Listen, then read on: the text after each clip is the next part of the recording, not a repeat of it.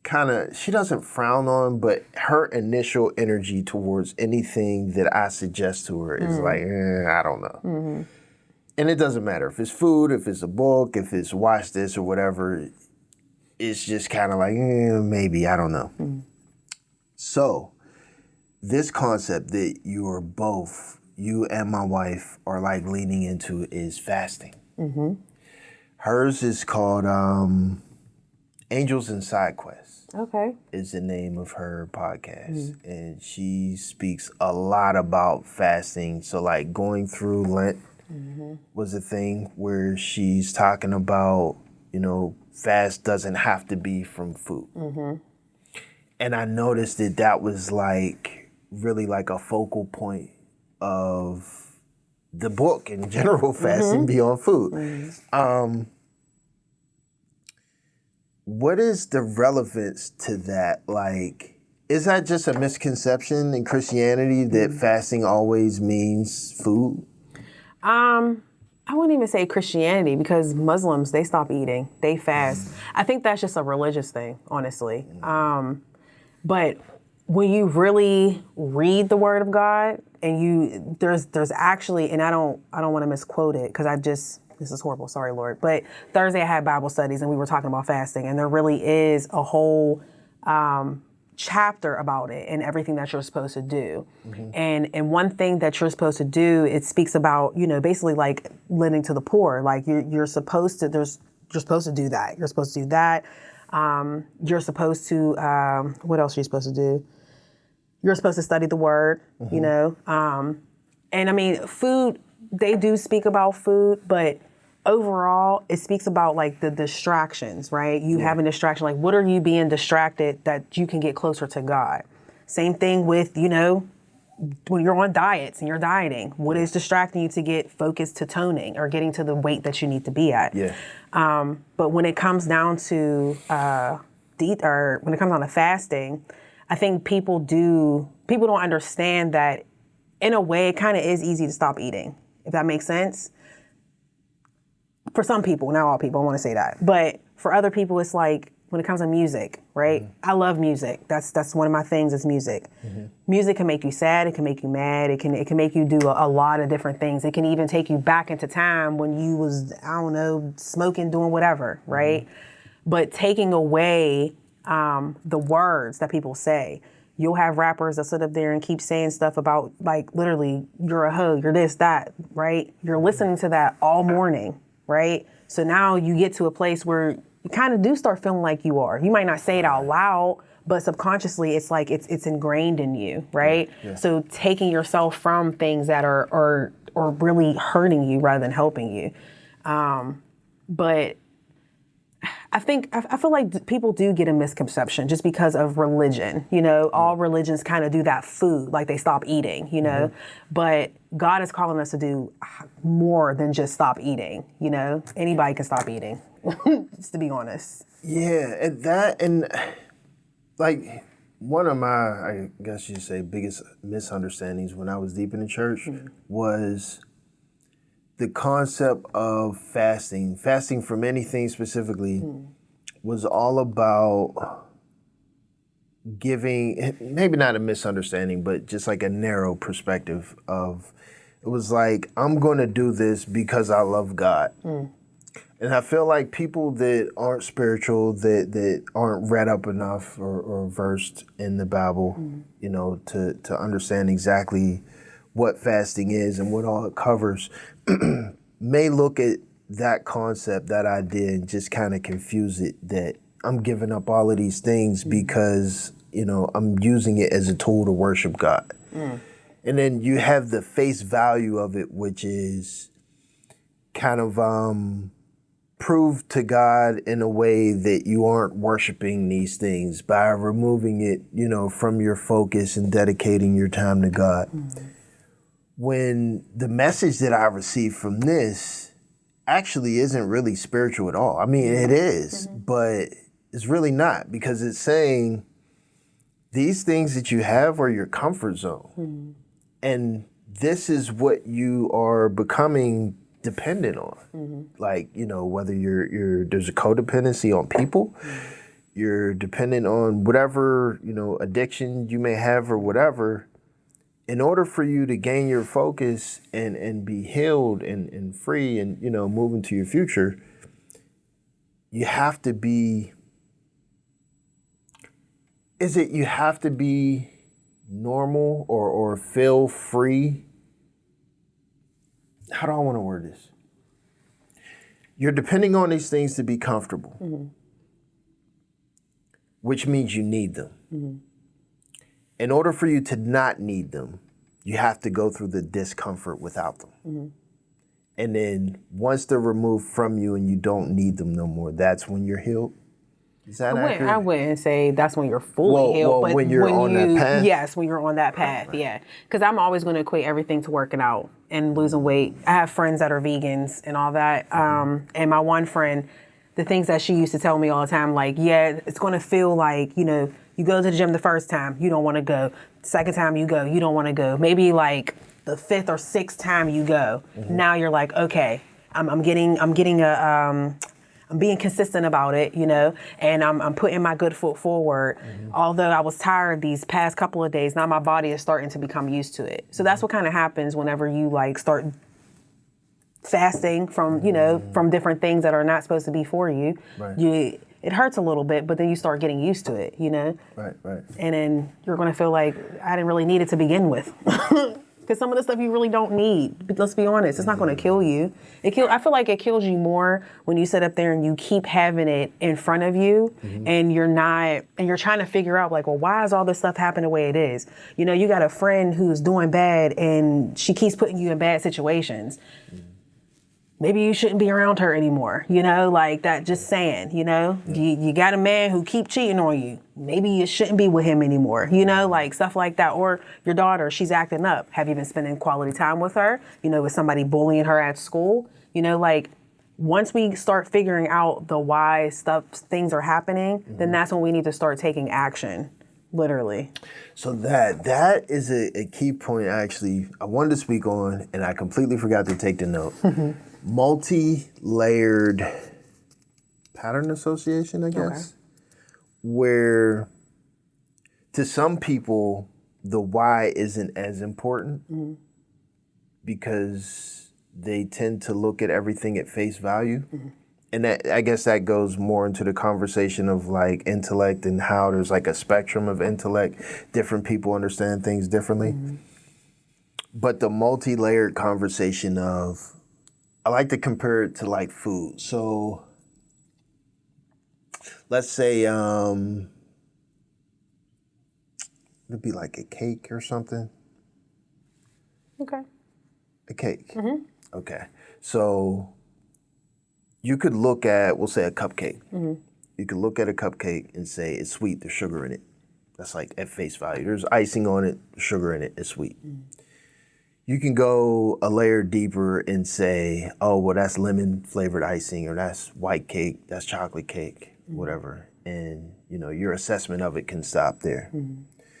You can go a little deeper and say, well, that cake batter is made with, eggs and there's applesauce in it, or there's a little bit more butter in it instead of that. You can go even deeper than that and say, the ingredients were homegrown in the backyard and we put this much acidity and nitrogen in the plant so it'll taste like that. You can go even deeper and say, well, on a microscopic level or atomic, there's, however many protons and neutrons that make this up. Depending on how you look at that is going to give you a different type of assessment for why that cupcake is the way that it is. You know what I mean? So like a 4-year-old biting into a cupcake, oh, it tastes like lemon, it's really good. Why is it so good? I could say, oh, well, the molecular structure of the acid and the neutrons and this and that. Like, what? That doesn't even make sense. You know what I mean? That's where I feel like it's difficult in talking to people sometimes because I'm just naturally a scientific person that looks at everything as deep as I possibly can. And it's like, no, this is the actual reason. Like, you think it's this surface level reason, but this is the actual reason. I have a difficulty talking to people and explaining concepts to people like in that nature. Do you have something similar? Like, can you relate to that? All the time. That's why I don't talk to people. That's why I don't really have too many friends, or I really don't, because I don't know. I'd be like, where's your mind at? Because I'm a deep thinker. I don't think from a surface. Like, I like to break it down. Like, well, why is this like this? And then if you think from a deeper and you keep layering all that, even making a cake, I'm thinking about the ingredients of the cake, you know, like, oh, well, what store did you buy it from? Was it a cheap price? You know, like I think more deeply, you know.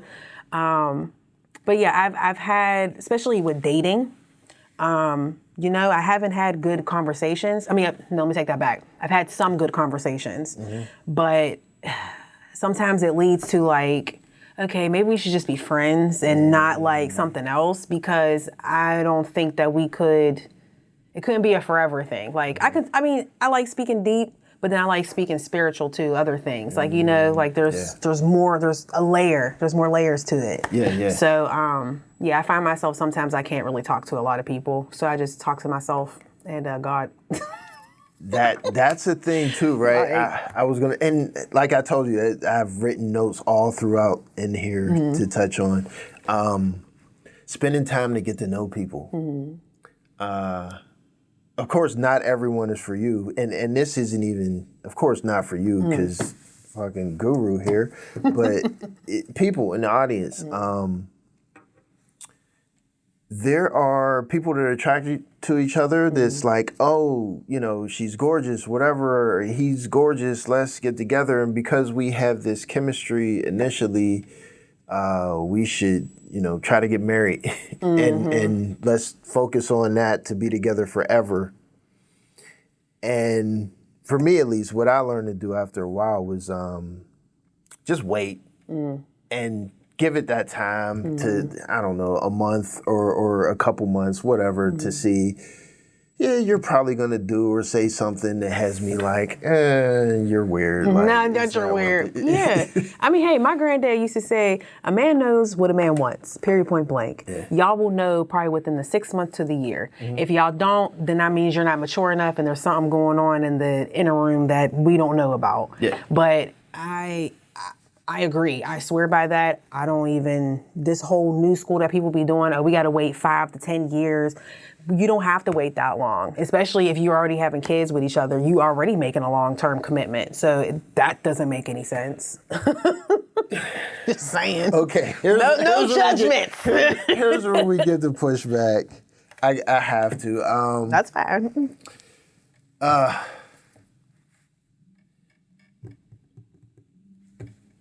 don't know how to equivalent it to an analogy without it sounding toxic, because it's absolutely a toxic perspective. But sex for men is the number one drug. Yeah. It is more or worse, however you want to word it, than the most severe drug there is. Fentanyl, heroin, whatever, right? It's way more fulfilling. It's justifiable simply because it's a normal human interaction. And it's literally what we live for. Okay. 90-something% of what a man does and tries to do is for the purpose of mating, right?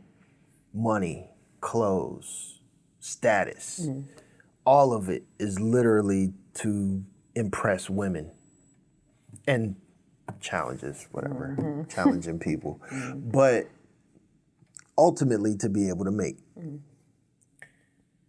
When you're young and you have no direction, you're thinking, it's just kind of like a drug. Someone just gave you, some crack. Here, smoke this crack. Word.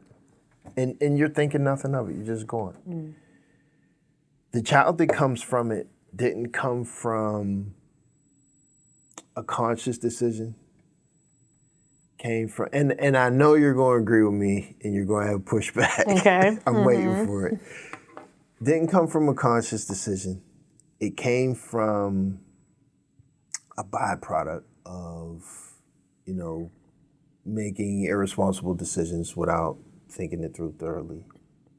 And then you have the whole dynamic of like, who's actually responsible? We both took part, so on and so forth.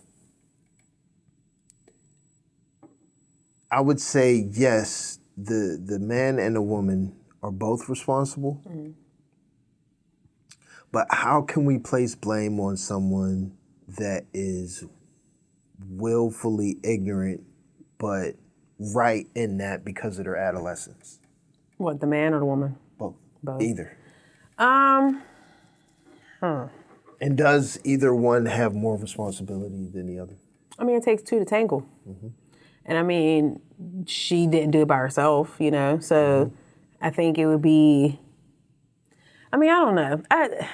These type of like scenarios and everything, like I hate it because it is like the man versus the woman. And this is why like children have to suffer because they're not seeing like happy homes or stable homes because we got too much of the man and woman going back and forth with each other. Like, you're to blame, you're to blame. Well, you should never open your legs and you should be wearing a condom. Like, it's just, both of y'all are to blame. I feel like it's both of y'all's, and even if it's not like a blame type of situation, it's just both of y'all made that decision. Right. Now the baby is here. Now what are we going to do about it? It all ties in, you know? Yeah.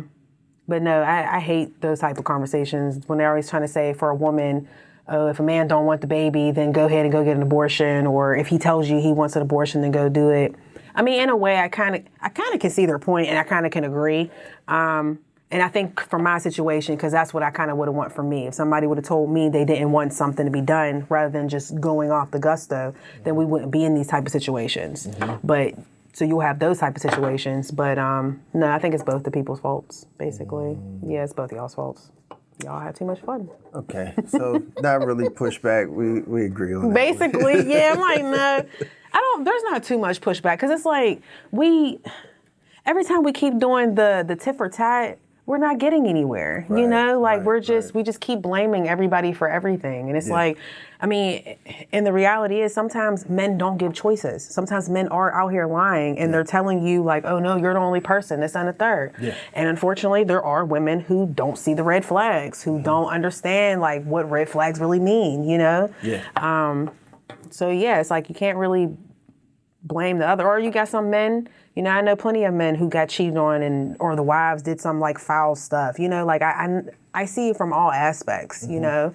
It's just when are we really going to heal?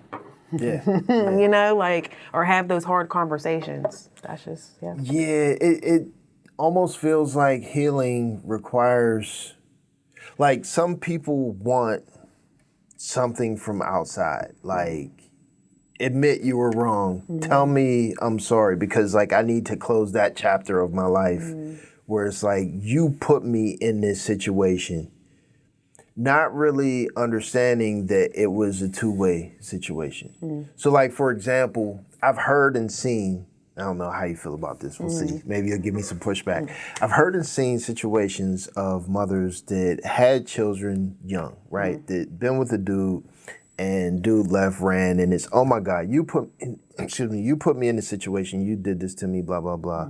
Where I feel like as a father, looking at someone that got pregnant in their early 20s and the dude ran off, while the mother is complaining, you ran off, you shouldn't, you're horrible, posting on social media, he's a horrible baby dad, blah, blah, blah.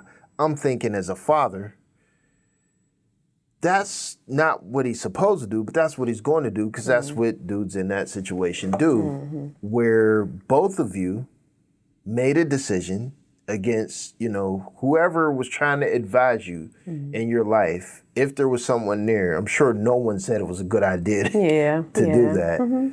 So why get on Facebook and blast them like that? But then, you know, I guess we had the conversation of like, is our father around and stuff like that. Yeah, I mean, that's what happened with me. And then I started blasting. I mean, my grandmother told me a long time ago not to be with that man. Like, she told me multiple times. But the thing is, I was in love. And that's who I thought was my end all be all. I thought that was my husband. That's what I thought, you know. But it's one of those moments where it's like, yeah, I should have listened, you know? I always say it today. I'll be like, yeah, I should have listened to my grandmother. And she knew better. What I get from you though is not.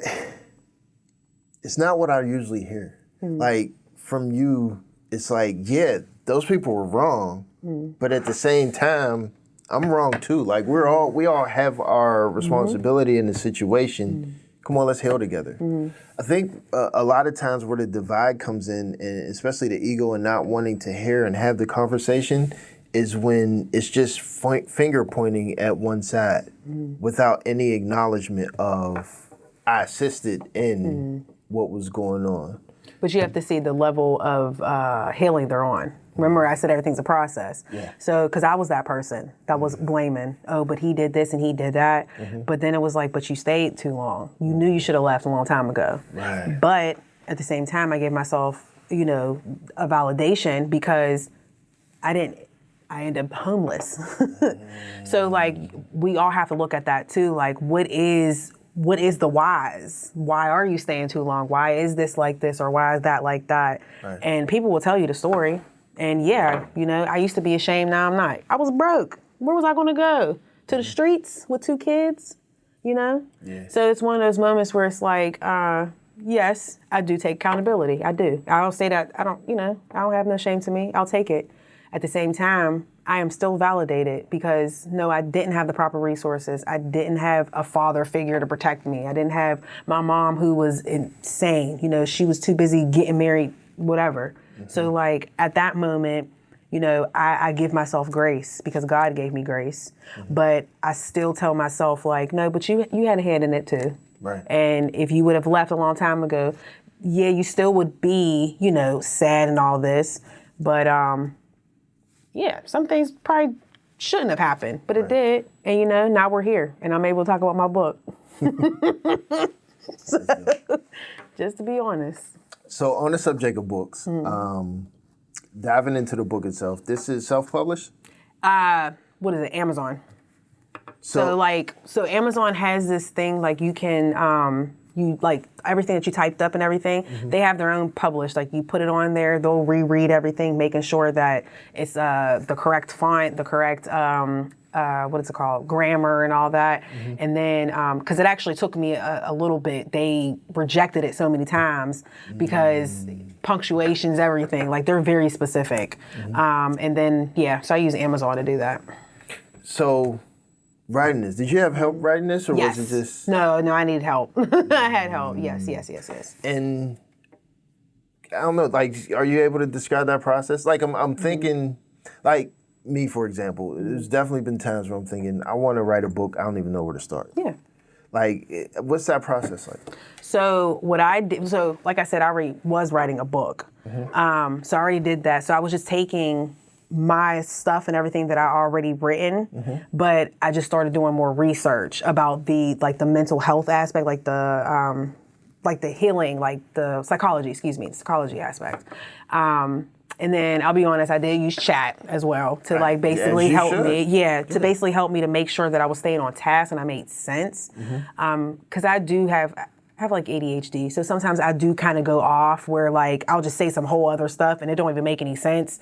So he kind of had to bring me a little bit back so that I can make sense and it all flow together.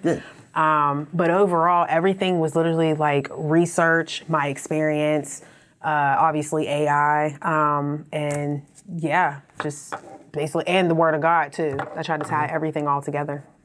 I would say to that, especially being an engineer, no one should ever feel bad about like using ChatGPT. Oh, I and don't. Stuff like this. I don't. And especially like for anyone in the audience too, this is, no matter if you use it, I mean, of course, there's some questions about to what level people use it. Like people use Suno to create like a brand new song without putting any artistic in it whatsoever. But at the same time, it is a tool, I believe, that like can make humans super relatively to compared to what we used to be, or contrast against what we used to be. Especially people, with ADHD or whatever. My own neurodivergence is really hard for me to be on task, really hard for me to remember things. And keeping ideas together. So I use mine for I'll like start a project and just kind of give it some ideas like, oh, I want to start this and do this and let's do it this way. And then maybe a week later, feed it a little bit more ideas like, let's add this to the project. And instead of that, let's do this. And then after a few months, I'm like, okay, give me an outline of that whole entire project. And it spits it all out. And it's like, I never could have did that without it. So that's like, that's magical. And to be able to use that to put your project together to say, I want to write a book. I'm going to use the tools available to me to put this book together. So use ChatGPT. Oh, and Canva. I made that. Cover? On Canva? Okay. Yeah. All these resources. Yeah, I mean, this is what I do. I mean, I do. I love stuff like this. Like, I used to make business cards when I was a kid. I used to make happy birthday cards on like, don't ask me what there's a website. There was a website you used to be able to go in there and you can like do your art projects on there and you can print it out yourself. I used to make all that handmade and everything. Is this like a business? Like underneath an umbrella or something? Or It's just a hobby of mine. I used to, all this stuff, everything, like the TikTok and everything going on there, like not even acting, but just like talking.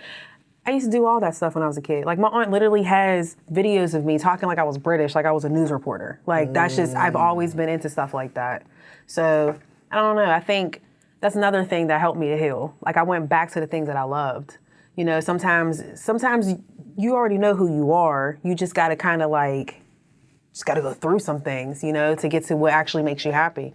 I've always been a writer. I used to write poetry. Like, so yeah, this is all you should do.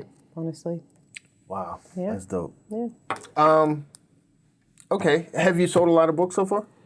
Not a lot of books, but I have probably about like 10 books. Okay. But yeah, I haven't gotten it out there. I'm gonna be honest with So like you. no marketing, advertising. I have not done nothing. Like So this is my first marketing. I was actually supposed to go to New York. So I was going to be on my friend who's on the Raw community, on her podcast in New York. But some things fell through. And I was supposed to promote my book. But basically, I'm coming back to her podcast. I'm coming. But basically, I've just been dealing with some things. Like, again, I do deal with mental health issues, deal with a lot of depression, anxiety. So there's some times where I have to like kind of pull myself to recharge myself. And putting too much out there kind of makes me like cringe a little bit. So where I do have to go recharge, I'll come back and I'll be like, okay, we can talk about it, but I gotta like process some things because I've been through some things. It's very PTSD-ish, bringing up some things. So it's like I have to kind of pull myself like a turtle and go into my shell and then come out and be like, all right, I got this. But no, I barely was talking about it. It's funny because my god sister, she called me. She's like, is there something that you gotta tell me? And I said, what? And I guess my mom called everybody in the Sun and basically was telling them like, yeah, she wrote a book, this and the third. And I didn't even publish it yet. So that was another thing. And she was telling me like, well, why didn't she say anything? And I was like, because that's not something that I just want to be like, oh, hey guys, you know, I wrote about myself and the things I've been through. Won't you read about me? You know, it's kind of like, But I do know that God is calling me to help people because we are literally in, I know people be like, that's so cliche, our last days. And maybe I won't say our last days, but we're in the days that we've never been in. And I don't care, even history will tell you we've never been in these type of days. Right. And whatever it is, we have to pull more closer to love and we have to pull more closer into healing and fellowship. We got to be a unit again, you know? That's how, what is it called? Oklahoma Tessa? Come on, help me. With the black folks, they all came together with their businesses and everything, and they were able to be successful. No, I need you to go look that up. Wait, I know what you're talking about. Your like, one lady, the lady who was on here, the Black Wall Street thing? Yes, she talked about that. That's what needs to happen. We all need to come back together. Whether or not, if it's not with business, we need to get with the mental health, you know? Yeah. A lot of us are suffering, you know? A lot of us need to put our phones down, put the social media down. We don't need to have the latest of the latest, you know? Not to toot my own horn, I got the iPhone 11, you know? Some people will be like, you shouldn't have the iPhone at all. But it's one of those moments where like we need to get out of the worldly things because that's what's like distracting us, you know? We're putting so much money and so much effort into other people's stuff, we're not putting into our own community. And this is where we keep suffering, you know? Yeah. We keep thinking, or not thinking, but it's all about the material, you know? Mm-hmm.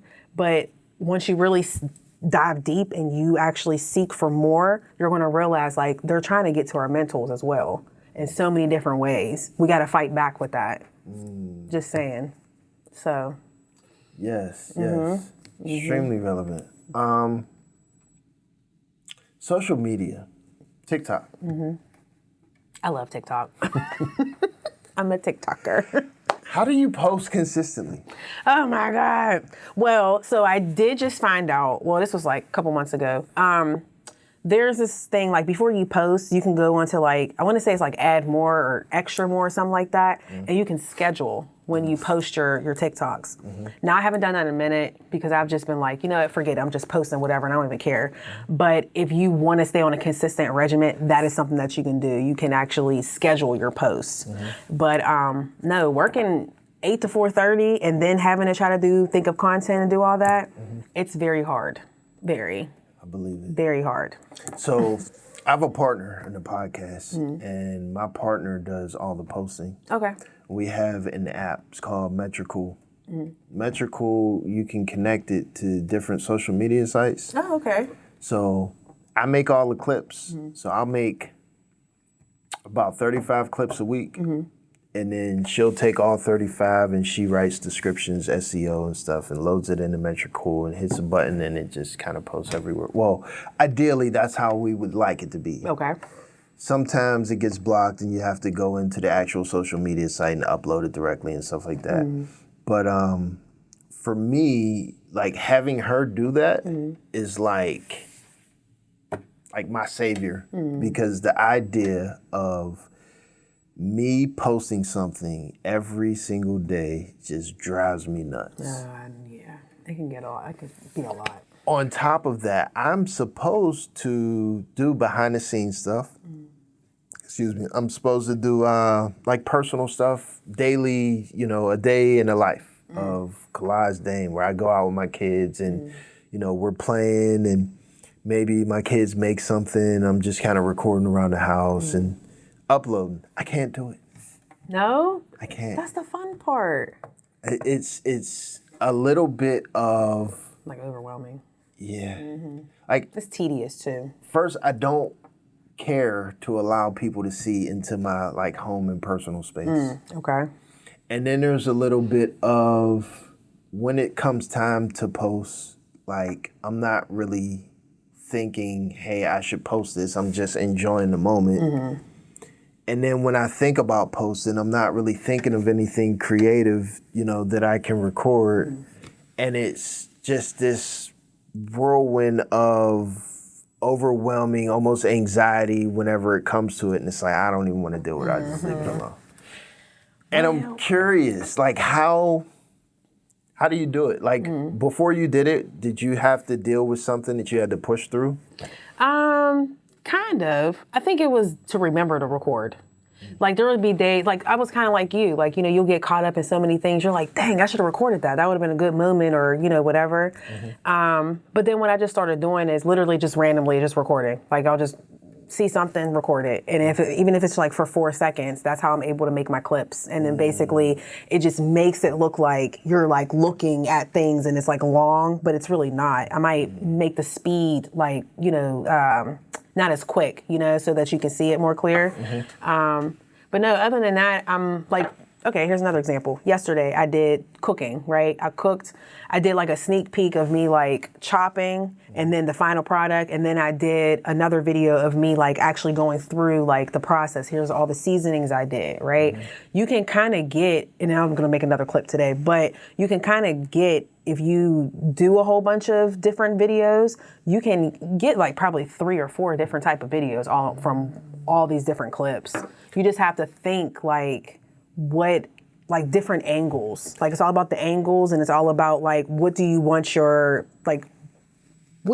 concept to be like, you know? So one is the text over, the other one's about the ingredients. And then the other one is going to be, I don't know, something encouraging or something. But like, doesn't that take your normal daily tasks and turn it into like a production? Yes and no. Like, do you have to set up like the ring light and then the camera on the tripod just when you're trying to make dinner? When I'm cooking, yes. Cooking wise, yes, because you really want to see the flavors. You want to see those colors. But like in a day of a life, no, not really. I did mess up for Friday because I was trying to do the Women's Council, and I got some clips that were good, but I didn't get all the clips that I wanted to. So I kind of like threw something crappy together. So to me, I know it's crappy. To other people, they probably don't think it's crappy, but I don't know. I can kind of tell when I'm just trying to rush things versus like actually taking my time. Yeah, but I mean, it can be tedious. I think it just depends on if you like it. Like if you like what you're doing, like if you like to do that type of stuff, then it's nothing to you. Like that type of stuff is nothing. I used to love doing slideshows in school. That was my favorite thing to do. So it's just the same thing to me. Yeah, you just put the clips and keep it moving. I tried before. So I'm in woodworking too. Okay. I have a wood shop in my basement, and I've set up the camera maybe like twice over the years. And it's like, okay, this is cool to record, but I just want to do the work. Like, you know, my hobby is making the actual stuff, being creative. It's not the setting up the camera, pointing, you know, adjusting the levels, making sure the color and the lighting is good. Like, all of that stuff. I know how to do it, but I don't really want to do it. And I guess with that, my question is social media influencer for everyone? I would say, yeah. Nowadays, yes. Even me. For you? I mean, do you feel like it is? Influencer? No. Maybe. What makes it not influence you?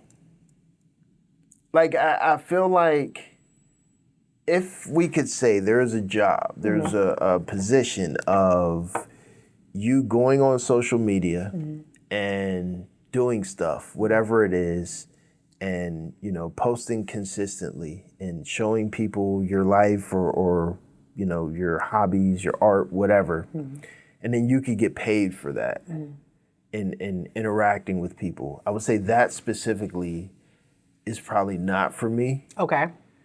Mostly because, I don't know, I'm just weird socially. Like, I don't like people knowing that much about, like, me. Where if I'm in, even this is weird as hell to me. Like, I fight with myself to do this. Like, I'm constantly thinking, like, am I saying too much? Did I say that weird? Did I go down a rabbit hole that's like, you know, spun the topic around and now nobody understands?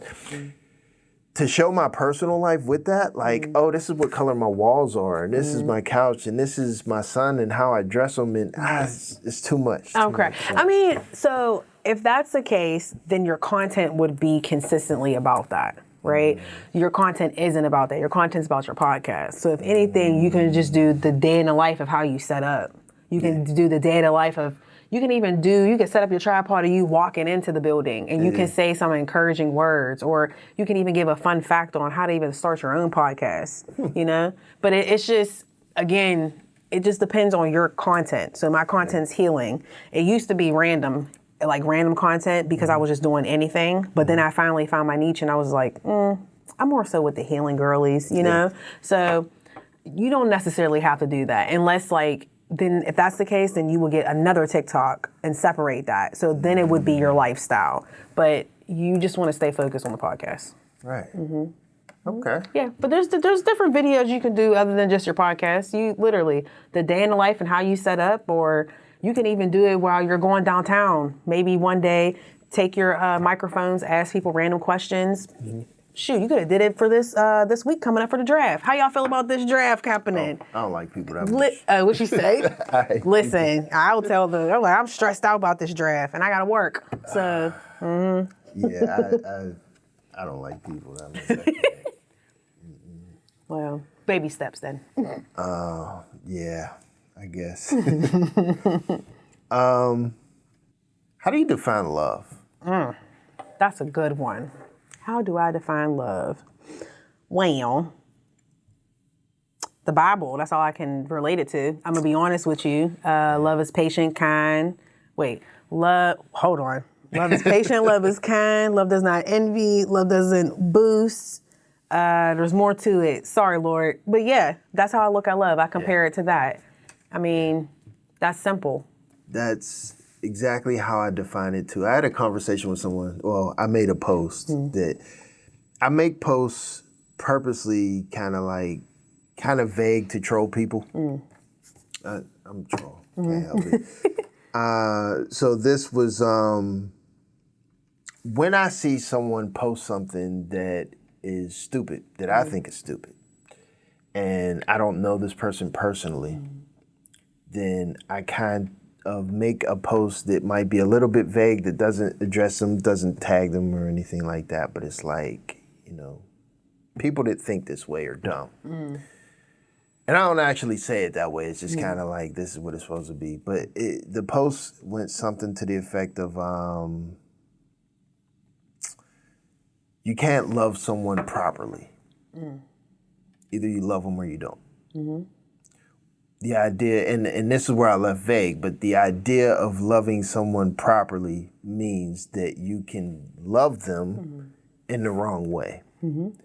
Which doesn't make sense to me. If there's one definition of love, you can't do that the wrong way. Of course, you can have a different understanding. So like, you can follow the definition of love and, maybe I bought you something and your love language isn't gifts. But at the same time, when you truly love someone, that is a part of understanding what they need to feel loved. Do you agree with that? Yeah, I do. Wholeheartedly. Yes, I believe in the love language. I do. Because at the end of the day, yeah, we all do have different love languages, And just because I'm telling you, and that's something that I learned in my last relationship, He had a different love language than I did, So from that standpoint, so I guess that's another point too. So me understanding that's not how he wanted to be loved, I was wrong, period, So no, yeah, I do. I agree with that wholeheartedly. I do. Yep. And it wasn't until I went through my healing journey that I had to really learn that, because I'm learning myself too. Like I was learning that I needed to speak up, because that also wasn't my love language, how he was doing things, So it was took two to tangle. Speak up, like be more assertive about your feelings and how people are treating you and stuff? And do it the first time. Like don't wait until something happens, like actually talk about it the first time. That is a thing that man, to speak up the first time and set the precedent for how you want people to treat you from that moment on. Because if you don't, it gets way more difficult it does. Later when people get in that comfort zone of this is what they expect, and if they've been treating you this way for years and you say no, now it's a problem because you've dealt with it all this time. It's like it's supposed to be that way. Think of Lemmy and Scotty. Who? I forgot. You ever watch Baddies? No. Oh, you shouldn't watch it. It's not a good show anyways. No, there's a situation. Her name is, it's called Scotty with the Body. And then there's the Lemmy the Plumber. He owns Zeus Network. Long story short with that, they have their own show. It's called Scotty with the Baby. And, he was in a relationship by the time they end up being together. And now she's pregnant. And now everybody's like, well, she's a home wrecker. She's this, she's that, whatever.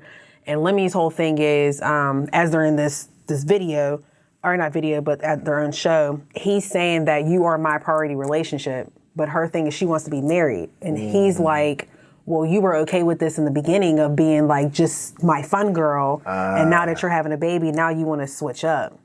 And it was one of those moments where it's like, she should have spoke up the first time and not try to lower herself to please him. You don't do those things. You always speak about how you want things to be. And if that person doesn't want it like that, then that's your answer as to who's supposed to be with you or not. That's it. I get it. Just real quick, if we could touch on this, how important are boundaries, setting boundaries? I think they're very important. Very important. If you're not setting boundaries and and people are able to just like do anything to you, basically that's how you can become bullied in a way, Not to be funny. The only reason I'm laughing because I've had a situation like that, you know, and not setting boundaries or even, you know, putting your foot down, letting them know like what you're not into or what's something that you're not going to tolerate. Yeah, when you don't do that, people, they do anything to you and they think that you're weak, basically. So that ties back into the speaking up for yourself, set that precedence in the beginning. no matter how much it scares you, no matter how much you feel like you're going to lose somebody, like at the end of the day, you don't want to lose yourself because you can, you know? So no, it's very important. Grandma, peace requires letting go. Can you explain that concept for me? It's hard to let go, you know, especially if you love somebody or even like you were, I don't know, the top person in your high school or something like that. Now you're this mom or whatever, you know. Understand that, yes, you are no longer that person, but understanding that, you know, there's more to her. There's more growth to her. So have peace in just allowing things to be what it needs to be rather than you trying to control everything and oh, but I used to be this and I used to be that. Like, sometimes you just got to find the peace and letting go. Like, see, I feel triggered right now. I feel like you're talking to me probably for a reason that you wouldn't expect at all. I'm a little bit of a hoarder. Okay. Well, throughout my life, I collect things, and I have this concept of if something breaks, I have a part to fix it. That's A. oh my goodness. Okay. And then B, I have 1,000 hobbies, and one day I'm gonna have the free time to do what I like to do. So I have a full electronics lab in one room. Okay. I have a full music studio in another room. I have a full wood shop in another room. And these are just empty rooms in my house. Mind you, like I said, me and my wife have 8 kids together. We have 4 living in the house with us right now. And my house is like the biggest house. It's not a mansion, right? So it's like, we need to create some space. We need to get this stuff out of here. And it's been a conversation this week of like, all right, what can we sell? What can we get rid of? And I'm like, well, I can't get rid of this. Like, oh my goodness. But you might have to, so you can clear up your mind and actually do what you really want to do. Yeah. You know? My grandma used to say that, well, my room used to not always be clean. And she used to always say, just take a little bit at a time, you know, put it in bags, a little bit at a time, do stuff, you know, and your mind will be better, you know. But it is hard, don't get me wrong. I used to be a hoarder for clothes. Yes, used to have bags and bags of stuff. I never understood the concept of having clothes that are somewhere in this pile that you could wear, but you don't even know it's there. I know. Well, my thing was I used to work for Forever 21, so I would get discounts from clothes, and I would just always be like, oh, I got paid today. I got a discount. I'm just going to buy some clothes. And I would wear all my outfits only one time. That's it. I would never wear them again. And yeah, that's not good. I wasted a whole bunch of money throughout my life. Yeah.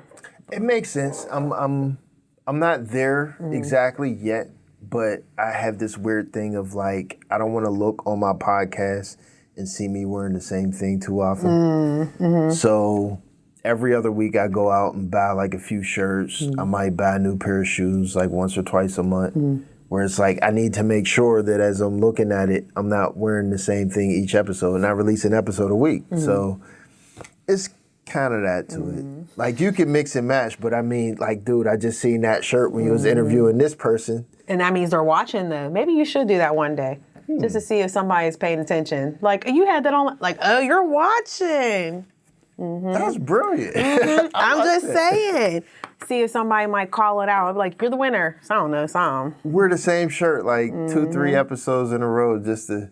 Yeah. You see what Ray... I don't know if you're into that. Ray J? You see what he used to do? Oh, yeah. With the hat thing? Yeah. And he would just wear the hat to the side or do that, whatever. You might want to do that just to spice it up. Ray J is... he trolls in a different way. He does. I can't with Ray J. Last question. Do you feel like you're successful? That's a good question. I I believe there's some things that I am successful at, or I succeeded, I could say. But to be fully successful with my definition of where I want to be at, I would say no. What's your definition of successful? Financial stability, you know? Being able to just be able to do, like, be comfortable in this world. Like, you know, like I know everybody got their own situations. Even rich people are probably not comfortable. That's why they do the things they do. But I just want to be in a place where it's like, I got it. Like, I don't have to depend on anybody, borrow from Rob, Peter, Paul, you know, I could just do it myself, you know. Even being able to, I don't know, be on my yacht, you know. That's where my success, that's what I want to do, you know.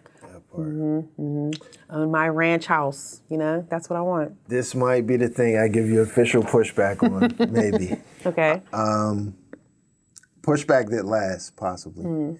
So, in my perspective, I see a young black woman, and when I say young, not like immature, but still young in age, youthful, that has written a book, that has so much self-awareness that she's climbed out of this pit, we'll say, and chiseled her way into a version of herself that she feels relatively comfortable with, we'll say, as you move forward to improve more. I'm sure you're a healthy mother for your children now.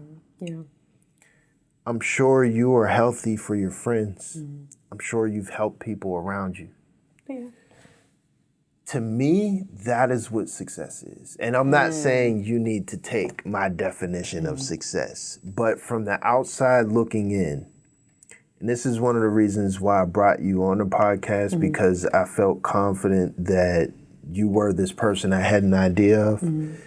And given to the audience, like, this is success. If something was to happen to, you know, as I like to say, are black superheroes, not even black, just superheroes in general, tomorrow, before they reach the financial goals that they have set for themselves, before they get their yachts, their mansions, or whatever else, what did they leave in this world? What did they mean to the people that are around them? You know what I mean? Yeah. That's success. If God could walk amongst us right now and point fingers at the people he's proud of, that's like the number one success, right? Yeah, yeah. I mean, when you think about it like that, then okay, I can agree. Because I know I said something about that on my TikTok. Like, how do you imprint on people? Like, what do you, like, if you're no longer talking to this person no more, like, what did you leave with them? You know, did you leave them worse than what you came in with, or did you actually help? And I've always been that type of person. Like, I've always been that person that wants everybody to be okay. You know, even if I'm not okay, I want somebody else to be okay. And, or even if somebody not knowing something, like, you know, I'll get that resource for you, you know? But again, thank you for that perspective. Because I didn't think about that when I'm like, success, well, I want my yacht. I want my big house with the ranch. I want my horses. Like, I want my farm, you know? Like. Well, I say that to say, I believe, and I could be wrong, but I believe that defining success that way and living in that is how you reach the success of the yachts and the mansions and everything, specifically for the people that are chosen, that have, you know, this intellect and this ability that the rest of the population may not have. Like, it's like, when you have like a special calling, you have to deal with special situations, and you have special responsibilities and a special boot camp that you need to go through, and you're not ready to leave that boot camp until you're ready. You know what I mean? I agree. Yeah, it's not an easy road. It's not. It's a lot of crying, a lot of screaming, a lot of fighting, a lot of praying, a lot of, Lord, take me with you, Lord. Like, but Still? No, not now. No, not now. But I'm talking about like the first, like the very beginning. It was a lot. Like it was a lot. Yeah. And that's why I was just like, you know, I was kind of like a little scared to tell my story because I was embarrassed. You know, what society considers to be embarrassing. You know, you don't want to put yourself out there because now you give people to have a reason to say something about you, you know? I remember, and this is nothing, but when I was pregnant, right? And I was a little big, whatever. I was sitting with a psych patient, and she was going through whatever she was going through. She tried to commit suicide, and I tried to give her, some word of encouragement. And I tried to tell her, like, because I dealt with my situation too, where I tried to take myself, all that. Well, again, people that, whatever, she didn't receive that. That's fine. Instead, she told me to go kill myself. Yes. So I was just like, oh. And, being pregnant, you're kind of like sad because you're like, I just wanted to help you. I just wanted to be there for you. But I have to understand, like, demons really be in people. Demons are very, very real. And you can tell. You could tell. Because there's a difference. Because I've had people tell me, I don't want to talk to you right now. Cool. I respect that. Versus go kill yourself. Yeah. You know what I'm saying? There's a difference. So, again, I do understand this path is not easy. It's a lot of stripping yourself like a banana, trying to get to the sweetness of what really needs to be good for you. But it's something that you have to fight for, though. If you really, really want something different in your life, you gotta fight for it. So the people that are, we'll say, in a transitional period that really want change, that first moment that you felt when it's like, I need to do something about this. If they were to stumble on and watch this podcast and reach this point in the podcast, what message do you have for them? Oh, that's a good question. Because what I did was crazy. Pretty much, it's just the detoxing part, honestly. It's the letting go. Not letting go as in like, oh, forget about it, move on. Like, I'm not saying like that. It's just, you got to just start that process of letting go, like little by little, letting things to ease your mind. Go for a walk. If you need a break, take a break. You don't feel like doing stuff, don't do it. Listen to your body, but just taking that moment, just taking that first step to take things that is not good for you. So if that is like, and it's easier said than done, but if that's getting rid of a man that you're not supposed to be talking to, like let's say that you're just talking to them, but you're not in a relationship, if you gotta say, I can't do this anymore, then do that, because you don't want to fall into a situation where now you can't get yourself out of. So basically just trying to get yourself to a place where you're stopping it before things happen. So learning yourself, you're about to cry, okay, let's go for a walk.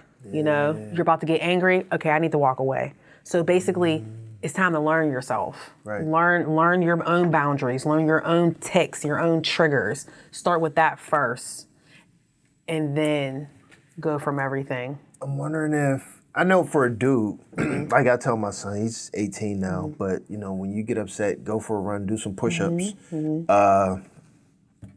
I don't know, lift some weights, do something to like divert that aggression, that attention. Is it okay to tell women the same thing? Like, yes. Do some push-ups, lift some weights, stuff Literally, like that? go work out, go run. 9 times out of 10, especially when it comes to health, or hormones play a situation, like, hormones, what we eat, check your iron, check your deficiencies, go get some blood work. 9 times out of 10, what is happening with us is you need to get your blood work. We got some things internally in us that's not balanced out. So, That, and, oh man, we ain't get to touch on it too much, but the information that you've researched, just the scientific part of it, and then the stuff that you spoke on, it was shocking to me because it's rare that I've come across someone that's not like a professional in that field, like a doctor, that like has so much knowledge that can say, I'm not saying it's just because I believe it because I've seen somebody say it in a video. Like I actually purposefully went out and researched this. Literally. Because I was trying to make sure I wasn't crazy. Yeah. Because of how I'm thinking, and like sometimes when I talk to people, it's just like, where's this stuff coming from? But no, this is real. Yeah. This is all real. It's all psychology, honestly. Yeah. And there's like a science to behavior. It is. Of, what you're putting in your body, like you said, your blood levels and stuff. Go get that checked. And it became real to me once, 'cause I get migraines real bad. Me too. Yeah, they gave me, I can't remember the name of it. Emitrex? I take Emitrex. So Emitrex used to work for me. Okay. Well, it kind of works for me, the pill version. They started giving me the shot because I would get them in my sleep. Yeah. Okay. Yeah. And the shot, the injection, it worked okay, and then they started to get rid of it, and then I had a stroke. Oh, okay. And I don't think it was because of the Emitrex, but when I had a stroke, they're like, oh, because you're a stroke victim, you should not take Emitrex anymore because it puts you at more risk. And then they stopped selling it, like through the pharmacies and stuff like that. So now I take, I think it starts with an N. Okay. Nurtec. Nurtec. Okay, I've heard that too. Not really the greatest thing either. The other medication, was it Oxy something? There's another name for it, but I took the medication, and it was a medication that doubled for people with schizophrenia. Okay. And when I took it, it made me a different person. Not like schizophrenic, like different personality, but like I was raging out. Okay. Where I was always on edge. Any little thing would set me off. I was yelling at the kids, just had an attitude all day. And it took for my wife to look at me and talk to me like, dude, stop taking that medicine. Yeah. And that's really when it hit me, like, your emotions are really tied to, like, science. Yeah, literally, it is. Yeah. I be trying to tell people this all the time. I'm like, they're 9 times 10, the reason why women act the way they act, sometimes their hormones are off and they need to go get themselves checked. Yeah. I had to go get my hormones checked. My hormones were off, just to be honest. And then some people, they just need to be on medications for a little bit. I call, my friend calls them happy pills. Yeah. They might need to be on it for a little bit until they're able to gain that, that regimen where they're not lashing out or they're doing, off the wall things. Right. We all need help. It is okay to be on medication. It is fine to go ask for help. It is okay to talk to somebody. Like, I feel like in our Black community, we are starting to open up a little bit more, but I feel like there is still that fear that people make fun of you or they feel like, oh, well, you're weak because you can't do this, that, and the third.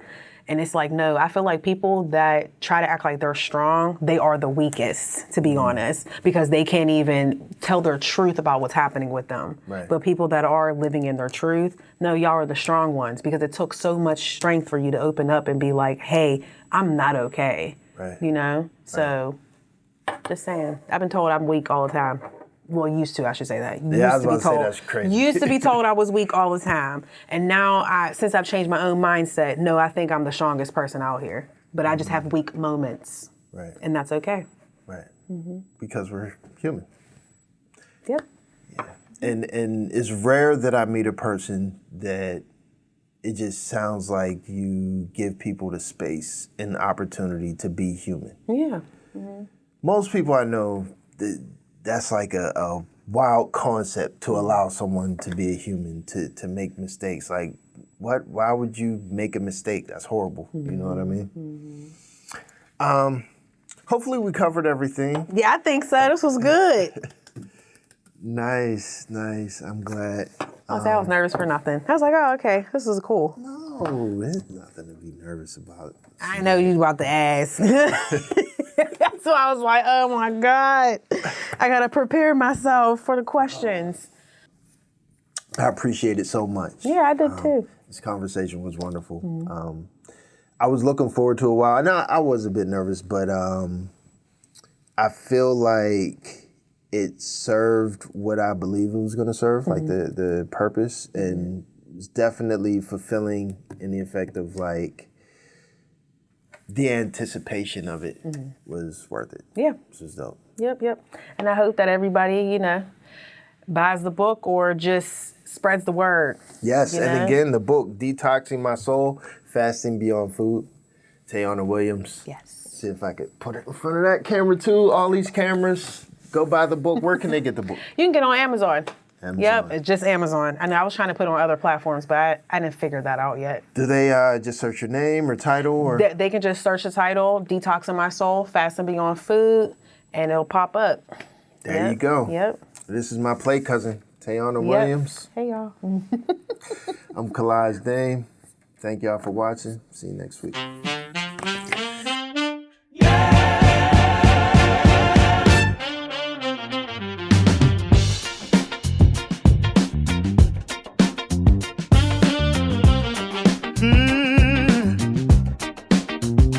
Late nights, real talks, turn the noise down.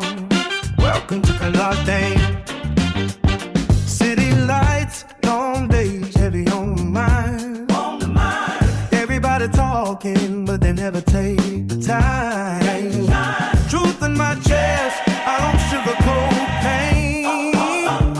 If you sitting at the table, you gotta show your face. Conversations deeper than the surface we've been shown. Ain't here to sell a dream, just to show you what I know. Every voice matters, every story got away. If you living it for real, you gon' feel this pain. No scripts, no frames, just heart and time. If you listen close, you might change your mind. We don't argue just to win debates. We just shine a light where they hide the grave. It's the Kalaj Dame Podcast, where the real don't gotta broadcast. Every truth gotta pass. Every voice got a lane. It's the Kalaj Dame Podcast. Pull a seat, let the walls crack. If you ever felt unseen, you gon' feel your name. Yeah. From the block to the boardroom, same questions asked. Why we build so fast, we never heal the past. I don't play judge, I don't play your role. I just let you talk while the story unfolds. Bridging gaps, they pretend they there. Men and women trying to meet halfway, no filter, but respect stay intact. If it hit too close,